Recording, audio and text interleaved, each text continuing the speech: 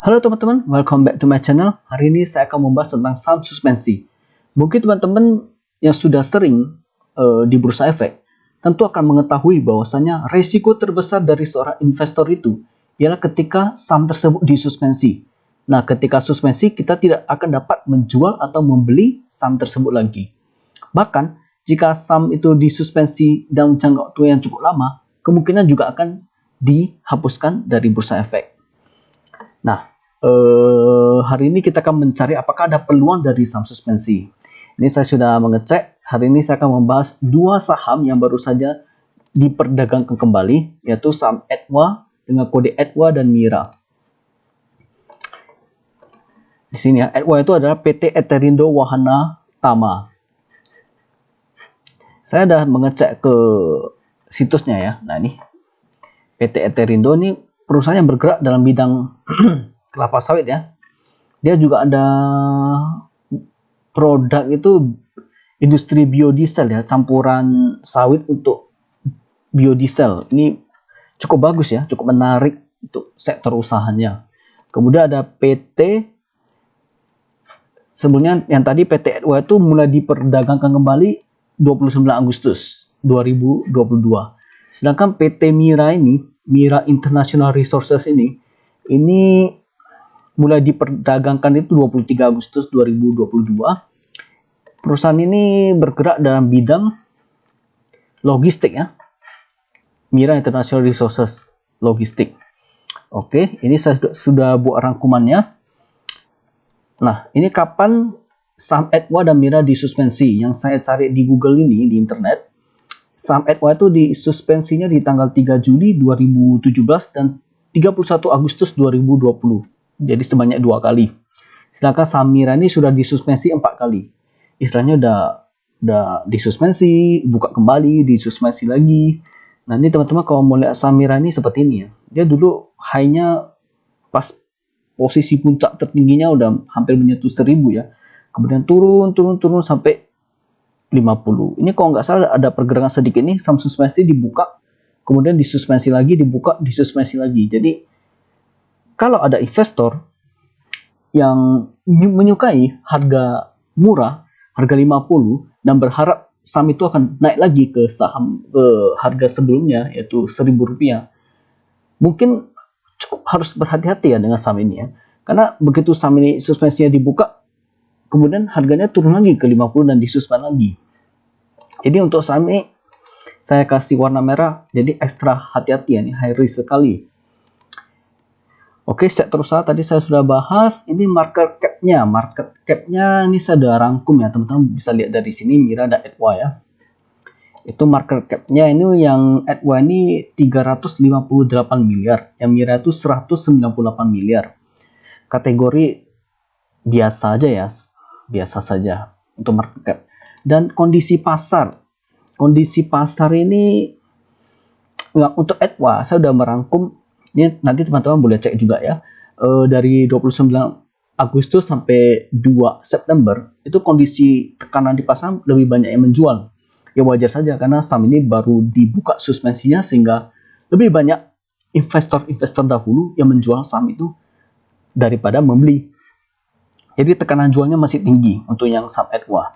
Untuk saham MIRA juga sama ya, tekanan jual lebih tinggi. Bahkan ini saham MIRA dari 23 Agustus sampai 2 September itu cenderung sepi ya. Ini saya sudah masukkan ini, cenderung sepi, ini sellernya juga lebih banyak. Dan untuk net profitnya itu masih minus ya, teman-teman bisa lihat di sini net profitnya ya masih minus. Karena biasa saham suspensi itu, alasan disuspensi itu karena memang net profit dari perusahaan tersebut lagi nggak bagus, alias perusahaan tersebut sedang merugi ya, banyak utang istilahnya. Tapi nggak semua, rata-rata seperti demikian. Nah, jadi peluangnya di mana ya? Nah, untuk saham suspensi ini yang cukup menarik buat saya itu ada dua, yaitu saham dengan kode GIAA dan SRIL. Ini mungkin teman-teman sudah tahu ya, ini adalah saham Garuda. Yang di sini adalah saham dan sektor usaha pakaian ya, SRIL. Kedua saham ini belum dibuka suspensinya, tapi saya udah coba ini sorry ya teman-teman, saya mau bahas dulu market cap untuk Garuda dan Sril ini bagus menurut saya, karena dia tuh 5.700 miliar ya, 5 triliun ya ini. Sedangkan yang Sril itu nyaris 3 triliun market capnya. Menurut saya masih oke ya. Ini saya sudah cari di internet. Yang bagus ini yang perlu teman-teman ketahui. Oke, ini saya cari di internet. Yang hal poin menarik yang untuk kita cermati itu, yaitu Pak Loh Keng Hong itu menyuntikkan 7,5 triliun ke Garuda. Ini beritanya di 23 April 2022. Ini pada saat berita ini dibuat, saham Garuda masih disuspensi ya. Namun Pak LKH ini dia masuk itu dalam bentuk penyertaan modal negara, yaitu PMN, sebesar 7,5 triliun. Ini saya cek ke profil Garuda, di mana ini Garuda Indonesia, di mana pemegang sahamnya bernama Pak Loh Keng Hong ya. Jadi Pak Loh Keng Hong ini dia cuma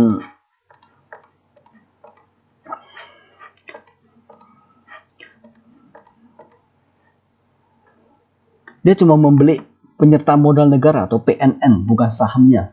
Mungkin alasannya karena sahamnya disuspend ya, jadi beliau nggak bisa beli sahamnya. Itu mungkin menurut opini saya. Mungkin kalau teman-teman mau menambahkan boleh tulis di kolom komentar ya.